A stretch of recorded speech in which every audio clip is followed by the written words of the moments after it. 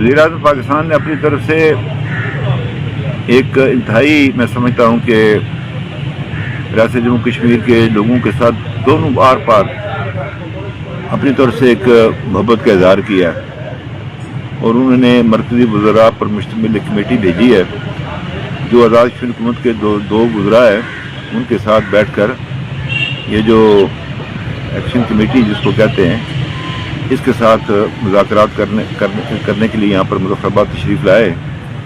کہ یہ جو ان کے مطالبات ہیں کہ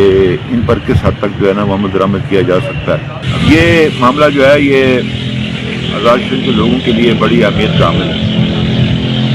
اور میں آزاد کشمیر کے شہریوں سے توقع رکھتا ہوں، میں مظفر آباد شہر کے لوگوں سے کہنا چاہتا ہوں یہ بڑا خوبصورت شہر ہے، اسے اس طرح جو ہے نا یہ ایسے اس حالت میں آنا نہیں چاہیے۔